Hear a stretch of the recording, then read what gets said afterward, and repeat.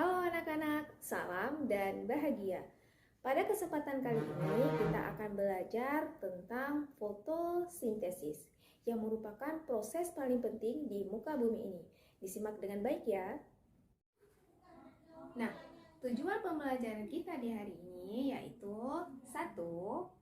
Peserta didik dapat memahami kebutuhan tumbuhan untuk melakukan proses fotosintesis serta hasil dari fotosintesis. Yang kedua, peserta didik dapat memahami dampak proses fotosintesis dan mengaitkan dengan pentingnya menjaga tumbuhan di bumi. Dan yang ketiga, yaitu peserta didik dapat mengaitkan proses fotosintesis dengan makhluk hidup lain. Nah, sekarang ayo kita bergerak ke ladang. Lihatlah anak-anak, ada sapi sedang makan rumput dengan lahapnya. Sepertinya sapi itu sedang kelaparan ya. Jika hewan dan tumbuhan butuh makan untuk bertahan hidup, bagaimana ya cara tumbuhan mendapatkan makanan? Tumbuhan kan tidak punya mulut dan tidak bisa berpindah tempat. Nah, mari kita pelajari hal tersebut. Anak-anak, sama seperti makhluk hidup lainnya, tumbuhan juga memerlukan makanan loh. Nah, tumbuhan menggunakan beberapa bahan untuk memproduksi makanannya sendiri untuk bertahan hidup. Inilah yang disebut dengan fotosintesis. Mari kita pelajari lebih lanjut ya. Fotosintesis sangat penting bagi makhluk hidup di muka bumi ini. Kenapa ya? Karena dengan adanya fotosintesis, seluruh makhluk hidup dapat makan dan dapat bernafas. Inilah yang membuat tanaman sangat penting bagi kehidupan. Seluruh hewan dan manusia sangat bergantung kepadanya. Nah anak-anak, ternyata tumbuhan sendiri sangat memerlukan 4 bahan dalam proses fotosintesis. Apa saja ya bahan-bahannya? Ayo kita simak. Ada 4 bahan yang diperlukan suatu tumbuhan tersebut. Yang pertama yaitu cahaya matahari. Yang kedua, air. Yang ketiga, karbon dioksida. Yang keempat yaitu klorofil. Nah, mari kita pelajari masing-masing fungsi 4 bahan tersebut.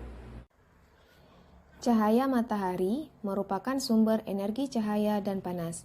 Tumbuhan menggunakan energi cahaya pada matahari untuk melakukan proses fotosintesis. Kemudian, air. Air diserap oleh akar dari dalam tanah. Air kemudian disalurkan oleh batang sampai ke daun. Dan ada karbon dioksida, di mana manusia dan hewan mengeluarkan karbon dioksida ketika menghembuskan nafas. Nah, karbon dioksida inilah yang kemudian diserap oleh tumbuhan untuk melakukan fotosintesis. Yang terakhir ada klorofil atau zat hijau, yaitu pigmen yang dimiliki oleh berbagai organisme dan menjadi salah satu molekul penting yang berperan dalam proses fotosintesis. Nah, setelah semua bahan terkumpul, maka daun akan mulai memasak bahan-bahan tersebut. Proses memasak ini terjadi di daun yang bernama kloroplas. Apa anak-anak? Kloroplas.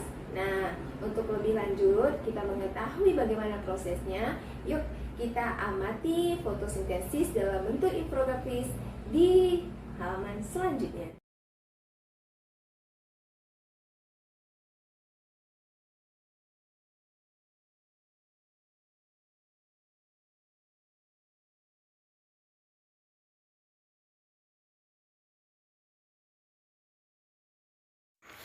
Anak-anak, rumus kimia dari proses fotosintesis bisa dituliskan sebagai berikut ya.